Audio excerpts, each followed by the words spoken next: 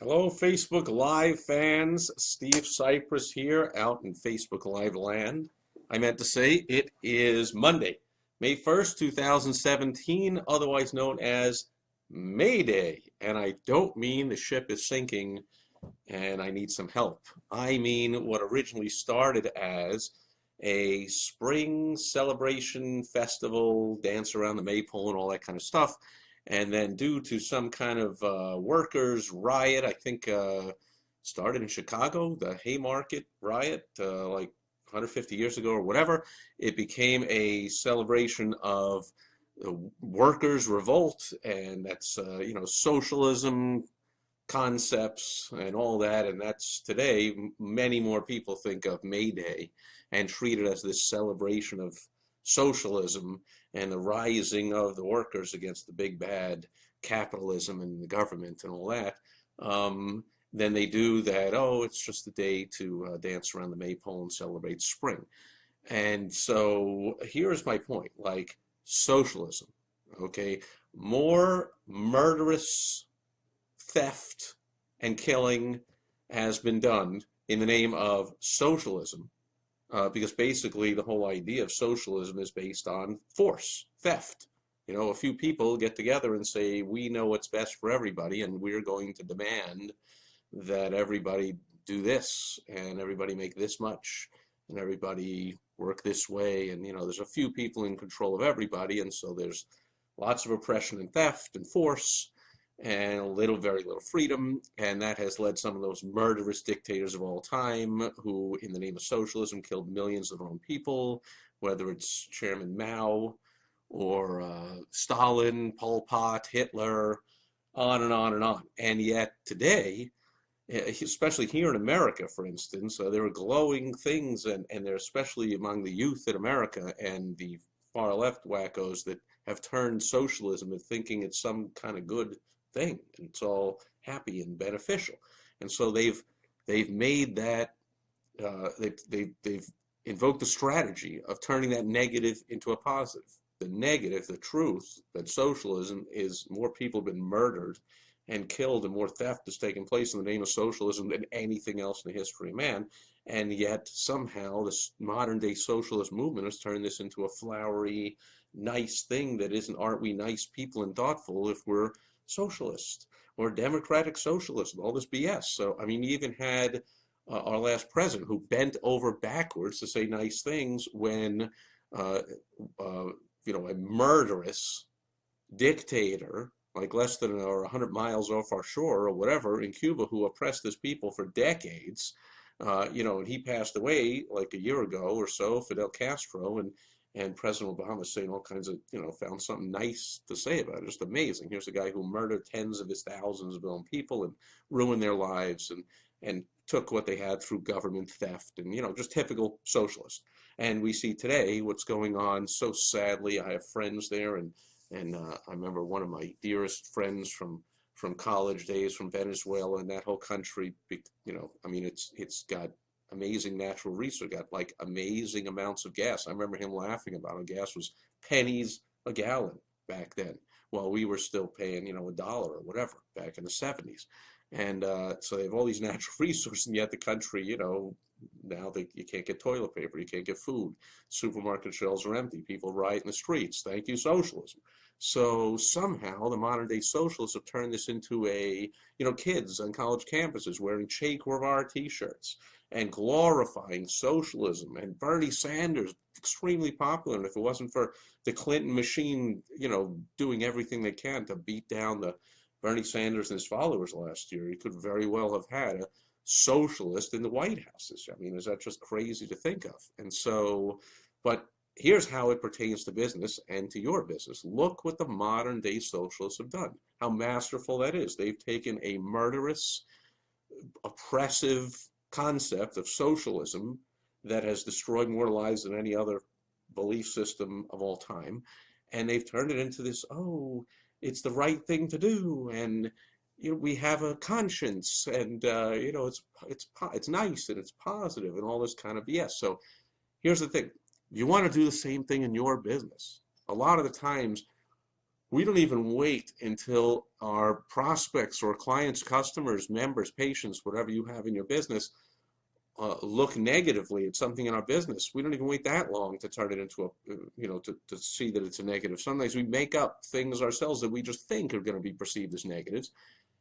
And I'm here to suggest, and hopefully you've done it in your business, you do it on an ongoing basis, that you find a way to turn those negatives into a positive. But here, in the interest of time, I'm just going to give one example, and if you want more, and if you want help, turning whatever you think is an unturnable negative thing about your business that just can't be shaken into a positive, then shoot me a private message on Facebook and email steve@stevesipress.com. Tweet me at Steve Sipress any way you want to get a hold of me, and I will help you through this. It's what I do. I help businesses grow and do their marketing and messaging and persuasion and influence. And this is one of the ways it's done, is to take a perceived negative, turn it into a positive, just like today's socialism is great people have.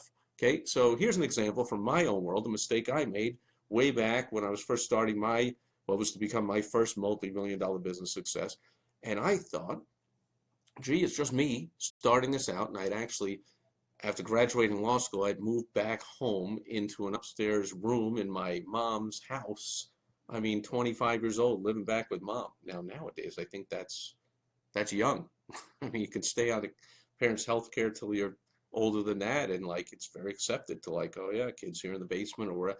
But I was not hating every second. I love my mom, and I love the fact she let me come in there when I did not have a job or money or wasn't even sure what I wanted to do with my life. And so, but I mean, I hated the concept of, oh crap, I'm living back home with mom. What a failure, what a loser. I mean, I had not been living back home even, I moved out right after high school, college. I was gone. I didn't come back. So this was 7 years of college down the drain, as Bluto says in Animal House. And that was 4 years of undergrad, 3 years of law school, and there I was back living under the graces of my mom and not able to pay my own rent, for crying out loud. Anyway, so there I was, alone, just me, sole employee of my business, or no employees, just me. And when the phone would ring, I would attempt to act as if I was a big business. I just perceived in my own mind. I mean, I didn't even have one customer. I was just starting the business. And I thought, nobody's going to do business with me if they know it's just me, especially the way I'm perceiving myself as a loser, living home with mom after 7 years of college, when lots of my friends were 7 years smarter than me and didn't go to any college, or owning businesses and owning homes and having families, and they're real human beings. And here I am, a complete loser. So I don't want people to think it's just me. So I found ways to act like I was a bigger business. So when people would call on the phone, for instance, I would, back in those days, I didn't have a hold button on a phone, but I did have the little, I don't know if you remember this or if I'm dating myself for those that are younger, but you like plugged the headset into the side of the phone with a little clip.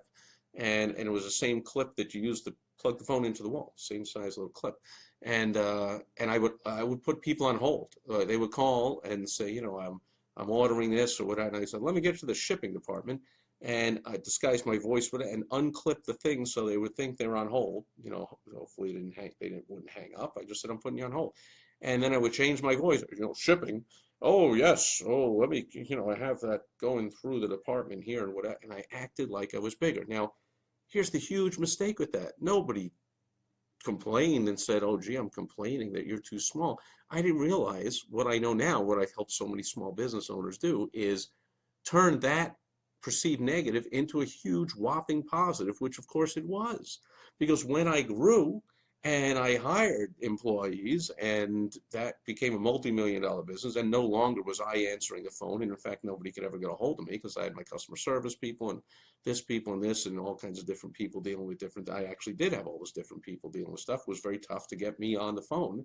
And even my original customers were like, we're going to, quit.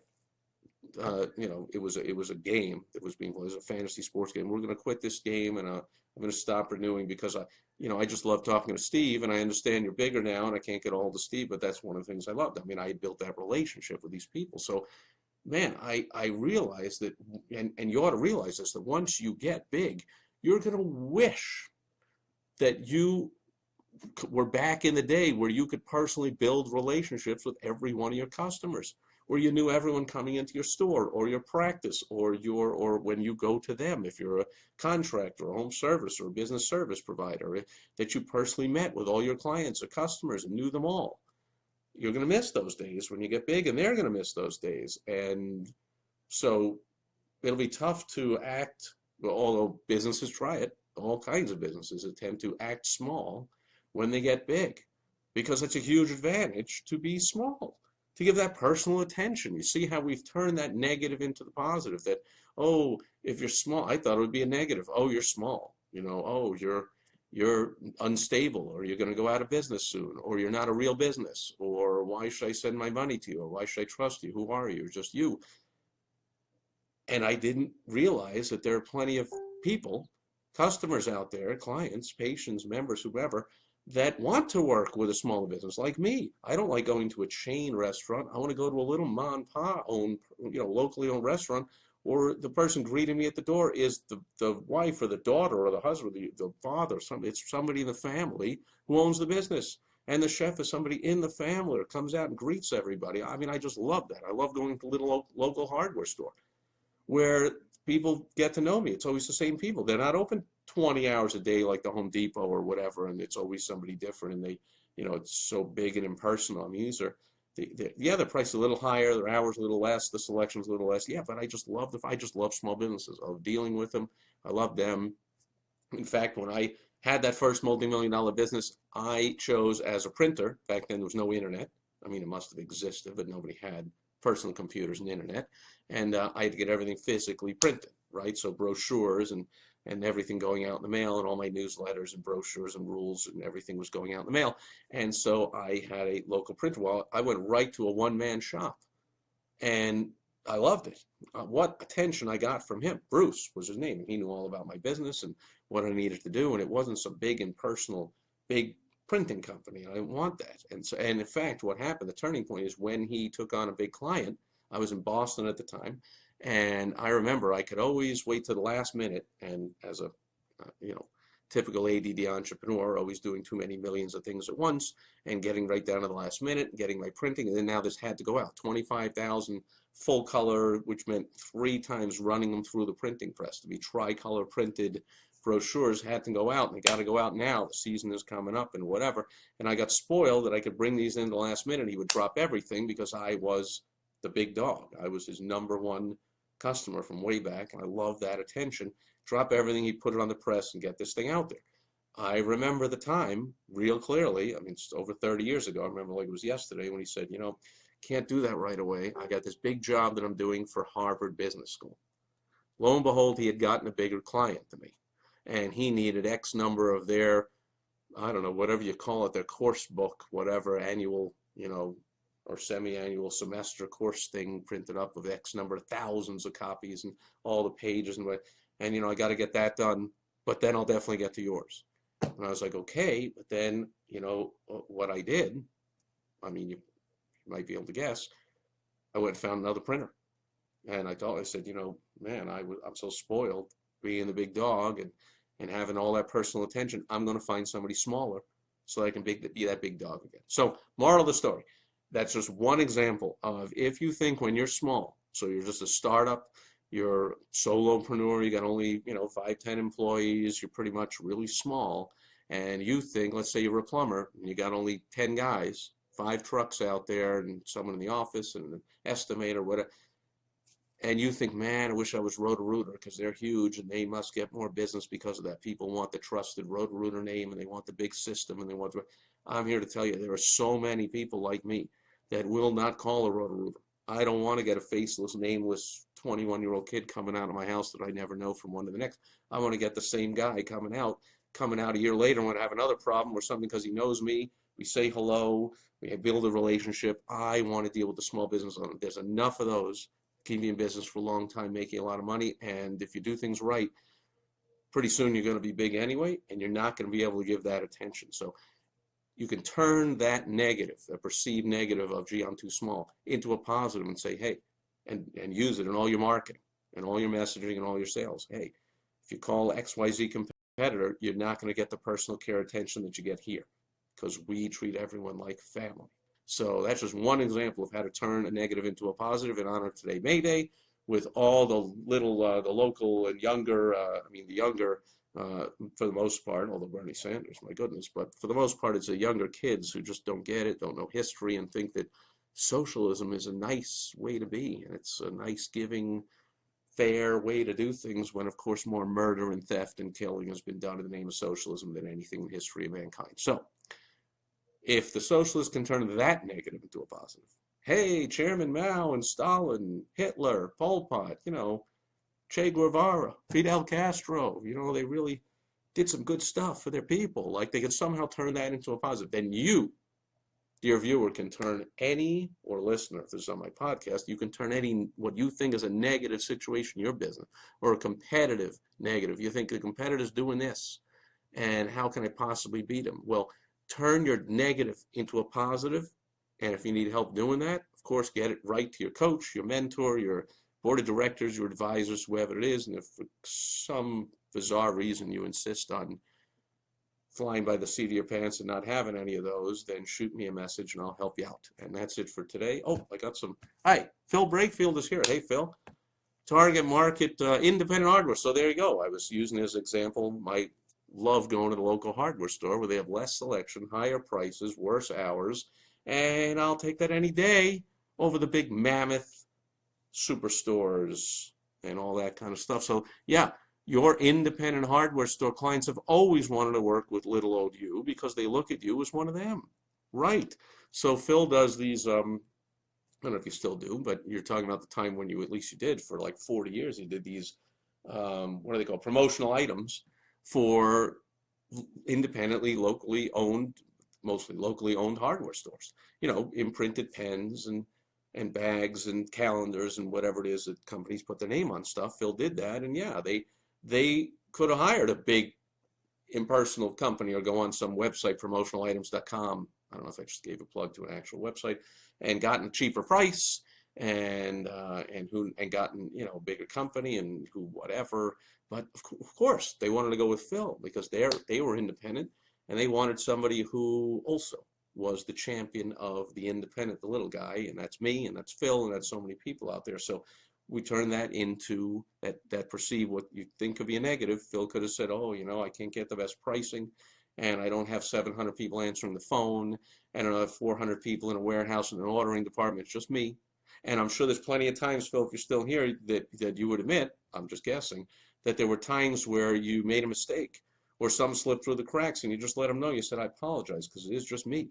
And something happened with my family or my dog or something, and I just missed it. I'm sorry, I missed your email, or but I will get it right out. Now and they didn't say, well, that's it, we're going to a big impersonal company because they have lots of people and lots more cracks to fall through, by the way, in case you're wondering, because I've consulted with some of those companies, and oh my goodness, if you think the little guy makes some mistakes because he's little, wait till you see the mistakes the big companies make because they're big and because nobody really cares and nobody's really in control and everything's falling through the cracks all over. So take advantage. That's just one example. If you think too small is a negative, turn that into a positive. In the same way that Bernie Sanders and these ridiculously misled socialist, communist, whatever these people think is something nice and pleasant and a good alternative to capitalism or whatever have done, they've actually made the most murderous, forceful theft concept in the history of mankind, socialism, into something positive. It even associates with May Day. Fun day. Let's dance around the maypole and boycott and steal people and take more of their money and have the government in charge of everything and brute force. And my goodness, if socialists can do that, you can definitely do it in your business. So here's wishing you do. Thank you, Phil. Yes, see, Phil says, yeah, that happened. And of course, you fixed it right away and they loved you. And they loved you. I'm just going to say, I'm sure they loved you like my clients love me, that I'm not, some humongous consulting company that good luck ever getting a hold of me or personally getting to talk to me. I mean, my clients, I just had, nonstop full days of client calls. You can talk to me any way you want. My clients talk to me all the time and they get me. Someone that knows, cares, loves them, can solve their problems, knows the history of what they've done, haven't done. Hope you have one of those too, and hope you learn how to turn every negative into a positive. The socialists can do it. Anybody can turn anything into a huge positive. That's it for today. May Day 2017. And again, I don't mean my ship is sinking. Happy May Day. Thanks for being here. And you can find me all over the place with this. And I'll be back again tomorrow with another daily Facebook Live video. Thanks to Phil. Anybody else here on the live recording, and anybody else watching on the replay or on YouTube or on my blog or my podcast or all over Facebook or Twitter or wherever else I'm putting this thing all over the place. Thanks. Back tomorrow. Happy May Day.